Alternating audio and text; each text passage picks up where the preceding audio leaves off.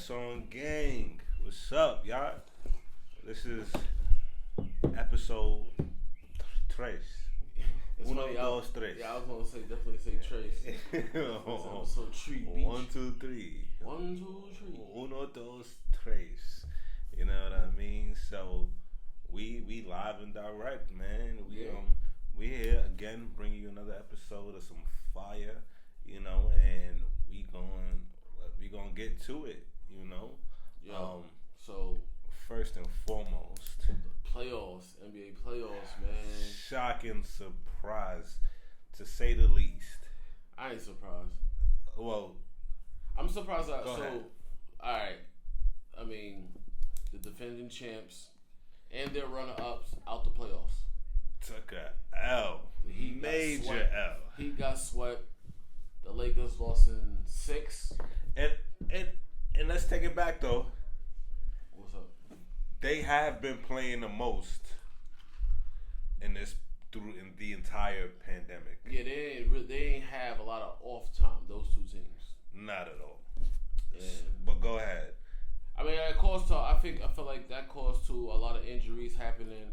Because both of them teams was like a lot of people was injured over the course of the this season. But major shout out to the Suns for beating the Lakers. I mean, I like the Lakers, but I wanted the Suns to go a little further this year. I didn't really want to see them lose in the first round, to be honest with you. Yeah, I used to bet him in high school that the Suns would beat The the Spurs at the time. Right, the Spurs. That's when Steve Nash was still balling. Mm-hmm. That's when they had Mr. Speedy Gonzalez, Leandro Barbosa. Yeah. Amari. They had Amari. Yeah, they had Sean Marion. Yeah. Quentin Richardson. That was the squad. That was a little squad. I think they just made it to 2K like last year. In all due respect. Yeah. Maybe the year before. But you know, 2K don't be putting. I mean, they don't put everybody in. Like that was a fire team, even though they got smacked by the Spurs and the Lakers. I was still running with them. That was my squad. But yeah, it's good to see the Suns triumph and move on past the winning championships. And Devin Booker. That's a bad man, right? That's a bad man. For real. Yeah. He was not. He came in. He came to play. Locked and loaded. He had 22 points in the first quarter. Yeah. Like, that's crazy. Yeah. And then you could tell the difference because in the games that they did lose, he was only scoring like 15 points. Yeah, he wasn't that dominant player everybody was looking for. And then he woke up and this is the end result of him waking up for real. Yeah, I don't think he. I feel like he did. No, I don't think that he wanted. He wasn't as that aggressive in the first 2 games, and then he's seen that shit, or maybe some Chris Paul had to talk him like, you gotta be more aggressive. Like, yo, you the gotta man. Take it to him. Yeah, you the man. Like, y'all took it. Y'all went this far last year because you were going off. Mm-hmm. Like, let's not talk about that shot he hit against Pandemic Pete. You know what I mean? Definitely hit that shot against the Clippers. Pandemic Pete takes a lot of losses, but Dame, just to name a few, he got dropped a couple times. But who's counting? That's not the point. This is not about Pandemic Pete. This is about Devin Booker and the Suns doing their damn thing, doing the dizzle. You feel me? For real. So, shout out to the Suns. I hope they get busy. But in this next round, I honestly got my money on Denver. I think that Jokic is a piece that the Suns don't have. For real. They match up evenly all the way up into Jokic. That's why I'm going for Denver. That's it. My money's on Jokic. You? I mean, I got Chris Paul willing them to the conference finals. I got and then I got Chris Paul, Devin Booker, and Ayton and them boys. I think they can. I mean, obviously, Jokic is nice. Probably gonna be the league MVP. Probably 1A or 1B center in the league. Facts. You know, Facts. between him and Embiid, but he's better than Embiid though. I said it first. Right now, as of today. But I feel like the Suns, at least I hope so. The Suns can prevail and move to the conference finals, and CP3 can make it to the conference finals and try to compete against. So they'll be playing hopefully the Clippers win Game 7. That was a fucking hell of a game by Kawhi too. That was. Hopefully the Clippers win, and they'll be playing. Who they'll be playing? The Clippers should be playing Utah. Yeah, they'll be playing Utah. Yeah. So Utah been giving people the business all year.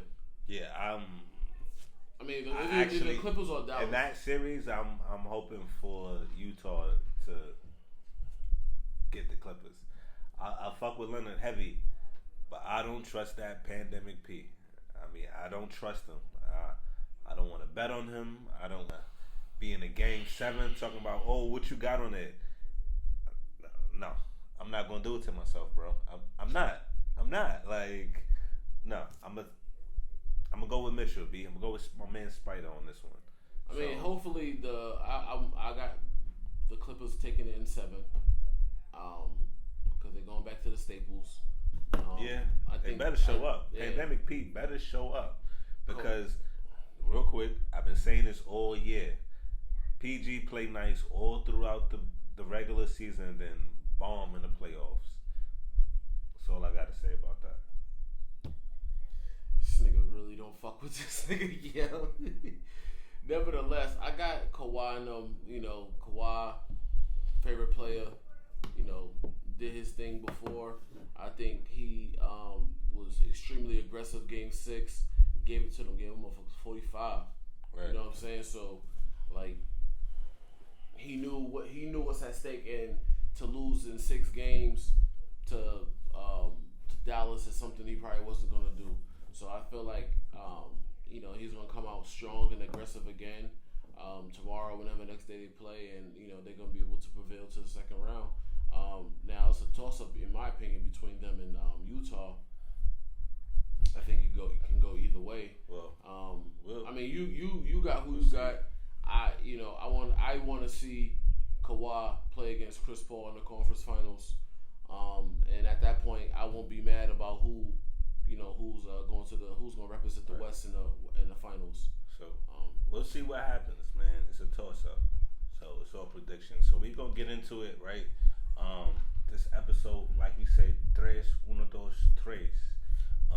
This is about traveling, y'all. Like, exposing yourselves to different cultures and just different opportunities, and just putting yourself out there for real, and diversifying your life, your portfolio, or whatever you may apply this knowledge to. You know what I mean? You gotta get out there, travel the world, see the world. Post pandemic is a little crazy right now. We not encouraging. Go ahead. We not encouraging any shots of any kind of sorts to go travel. All we're saying is, if you can and however you can, expose yourself to different cultures outside of the U.S. It's just real eye awakening. Nah, so I was gonna talk about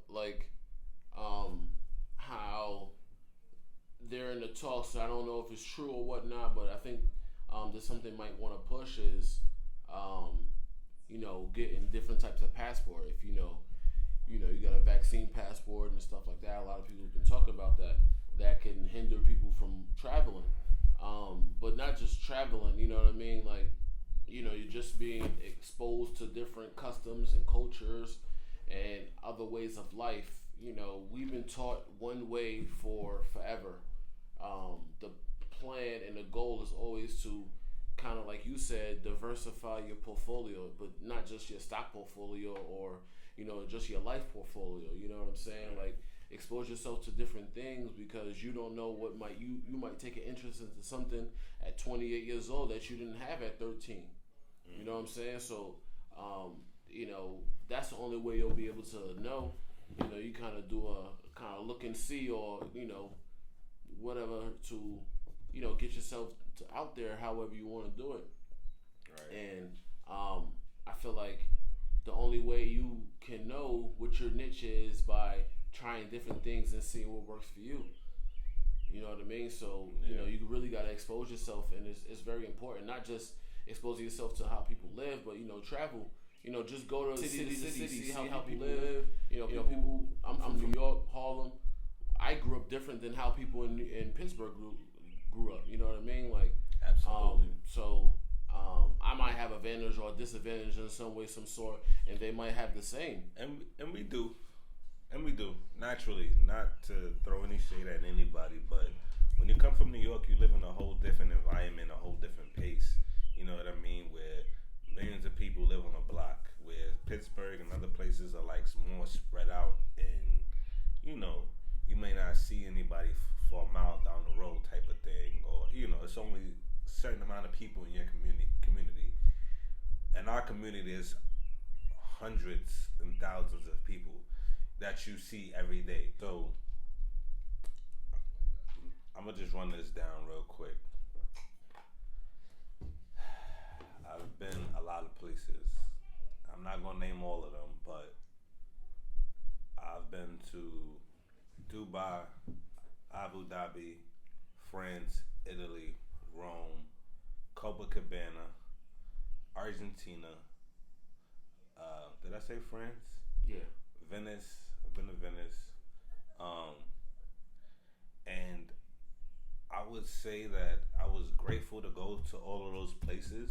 You know what I mean? But most importantly, I learned that those countries and those places, some of those places live a lot better than we do, for real. Just as far as the U.S. and how they treat their people, and how like South America they treat their people, or like Europe how they govern their people. I would say the biggest difference for me is that in America the people are afraid of the government, and then like places like Argentina and France and stuff, I think the government is afraid of the people. So two different things, right? Here, the people are afraid of the government. Other places, the government are afraid of the people. And I say that because, healthcare and free schooling, which is now just becoming popular, I feel like, in recent times, is just becoming free in America. Going to college, going to just trade school, just educating their people. I think that's just becoming a new trend. But as I stated, I do property management, and I have hundreds of people from Saudi Arabia where their country pays for their people to go get an education. To come to America, they come to America to get an education, and their government pays for it. Like, how deep is that? You know what I mean? Like, I think that America, being the greatest land in the world, land of the free is super behind in the times. You know what I mean? And I think that's all done by design, and that's done on purpose. Because if we actually looked at the textbooks, that what's in the textbooks, obviously there's a lot of history that's not in the textbooks, right? We'll get into that too. But like, this country was built off of capitalism. It's built on capitalism. How much money you can make off of this without doing much, or that's how slavery started. It's all about capital, which is fucked up. Yeah, it's like, so like they, people work for free for hundreds of years. That brought some people it's real shit. 200 years ahead, and we trying to figure out the stock market. Yeah, I mean, we just trying to figure out the 100 stock years market. later. We trying to figure out, different shit. And, like, I feel like, that right there, like, that's a big difference. You think about some other countries, they have 4-day work weeks. You know what I'm saying? They adopt 4-day work weeks because, like, 48 hours is really, like, not a lot of time. It's a lot. Like, it's not a lot of time to decompress from working 40 hours, right? And people will say, we'll get another job or whatever the case may be. Sure, yeah, but what if you want to work, right? And you know, some jobs they slave you. You know what I'm saying? They want you to do a whole bunch of stuff. But go ahead, my bad. Like, I just want to add. They got a lot of jobs. My job, like, you know what I mean? Like all jobs. Yeah, Fuck I mean, and I mean, you run a company. You want to run a company however you see fit, and whatever you feel like is gonna get the job done. However you do, right? That's cool, right? But I feel like a lot of people mental health be fucked up because we giving so much time to a company, so much time, effort. To build somebody else's dream. Yeah, to build somebody else's dream, and you know that's why we honing in on the fact that you got to be able to live your own dream too. Because what the hell's gonna come after 40 years, 30 years, 20 years from working at a job? You know what I'm saying? And if anything happens, you can get replaced in a minute. And some jobs don't even want to offer you a 401k. I mean, we're not gonna get into the intricate details of, you know, all this different scenarios that's foul play. But even that is bullshit because you live. I said it's foul play. Nah, because like you like, yo, I want to get a pension, and it's like, you know what I mean? Like you wait 20 years, 30 years to get a pension, and then what? What's happening? Like you know what I mean? Like that shit ain't gonna take you to the promised land where you need to be. You know what I mean? Like even if you put the max amount, you know, 10%, or whatever the max that they allow you to put in for your retirement or whatever, you know, that's a step in the right direction. But a pension ain't shit. You need to be able to do other things in order to, you know, make that generational wealth. And let's be real, niggas live for a pension, and a pension ain't shit. A pension will get you barely above average. Poverty, probably. Barely above poverty, which is in the property management world is a 20% annual median income, which means is you make little to nothing. You're in the government world on Social Security. You are at a 20% annual median income, which is fucking below poverty. Which is meaning you make barely below 20,000 a fucking year to survive. I've been cursing, my bad. I dropped a couple F-bombs, but let's be real. You work all your life to get less than 20% of the annual median income. Mm-hmm. That doesn't make any sense, bro. Yeah, it doesn't. It doesn't really add up. Like, you know what I mean? So basically, I work for all this time in order to be put on a budget. Less than $20,000 a year? To be put on a budget for the rest of my life. Like I can't do anything. I mean, some people can, but like I can't. The regular person is not gonna be able to do the things that they thought they can do after retirement. So you gotta be able to capitalize off something in order to. Right. I was saying about work-life balance, it not just, you know, having side hustles, but taking care of your health, taking care of your kids, taking care of your finances, taking care of the small things that's gonna matter to you in the future.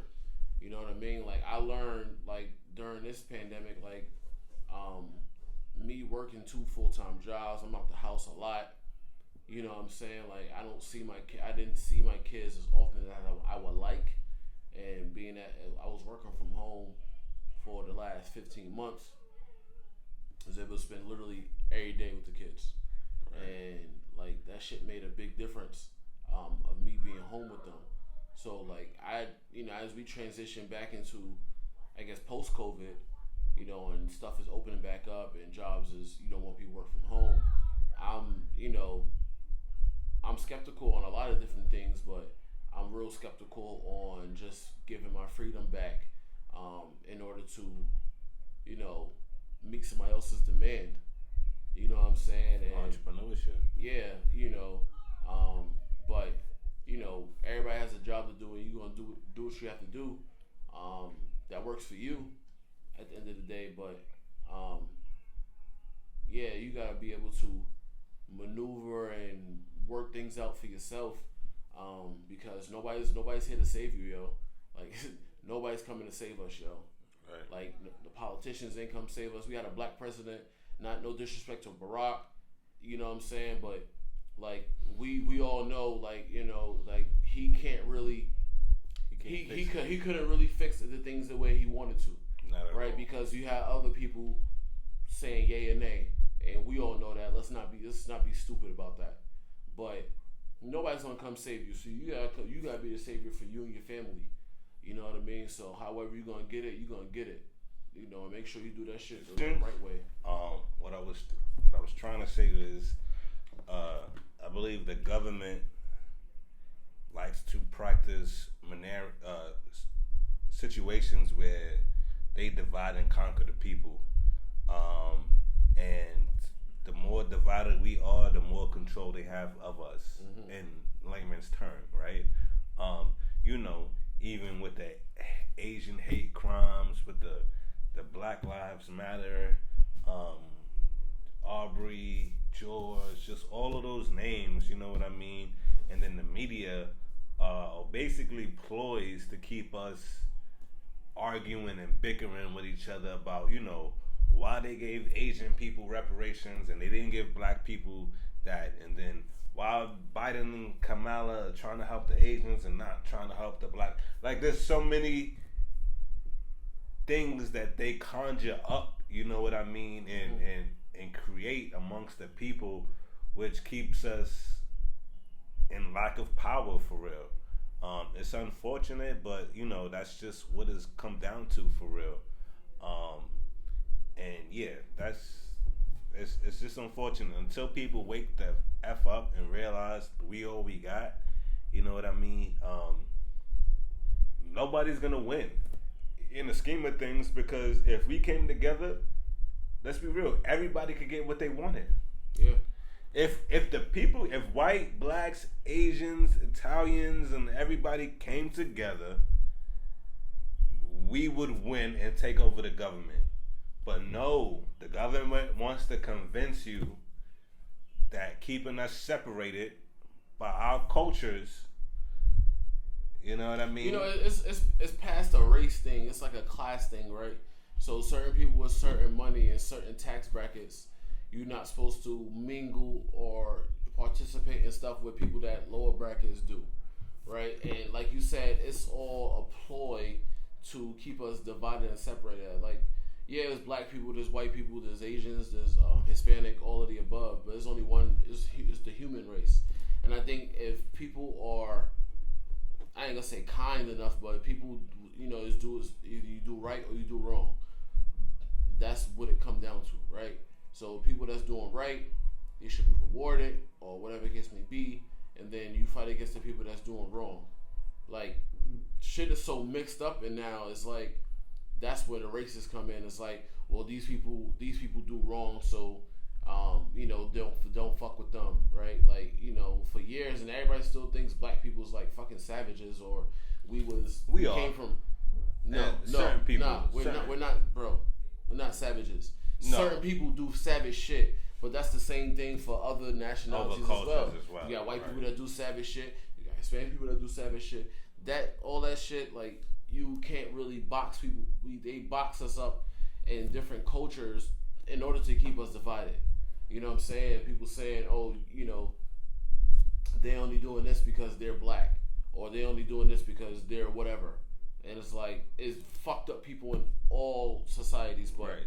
I think if we get past a lot of shit and kind of fight who the person that's really should be fighting, I think all that beef was squashed, because we know, like, we black people been oppressed for fucking since the beginning of coming to this fucking land. So it's like, you know, yeah, people felt some type of way when, you know, stuff was passed, legislation was passed for Asian hate, but that don't necessarily mean that, you know what I'm saying, you got to be hating or whatever. You move forward and do what's best for your family, because like we said before, period, them niggas ain't coming to save you. So you got to be able to be self-sufficient. You know, you deal with the people that's close to you, you know, no matter what the race is. You know, if they good people, then you keep them in a circle. And if they, you know, once they fall out of that line, and then, you know, you push them to the side, whatever. But you keep good people in your circle, no matter what no matter what the nationality is, because good person is come from the heart. Yeah, that's it. So that's it. And it's up to you to evaluate the company you keep. You know what I mean? If the person next to you is just genuinely there for themselves and then for you, yeah, you know what I mean? And then in your best interest at the end of the day. And I think that's just what it comes down to. You know what I mean? You keep a circle as a bum. Keep a circle of bums, you'll probably be a bum. Keep your circle of smart people, and keep a circle of tight of solid entrepreneurs, of some solid people. You're gonna be solid. That's doing some good stuff. Then you be in the right hands. But it's the way of life. Yeah, you know what I mean. One hand wash the other, two hands wash the face. Word. That's free game. Kiss said that. I usually keep that to myself, but that's life. You feel me? So yeah, this is another episode 3. You heard me? In the bag. You heard? Thank you for supporting. Hit that like button. You know what I mean? We got more work for y'all, man, coming up. For real. Like, it's a fact. Make sure you support. We 3 episodes in. We feeling ourselves. I think this is one for the records, for real. Like, y'all gonna really fuck with the material that we got going if you haven't already. You know what I mean? So yeah, we got a couple special guests coming through for us, you know what I mean, showing love and whatnot. Yeah, and we hope to just bring you more work, you know what I mean? Yeah. Bring you more knowledge, bring you more generational wealth, you feel me? Like, this is what we on right now. This is the type of time, like,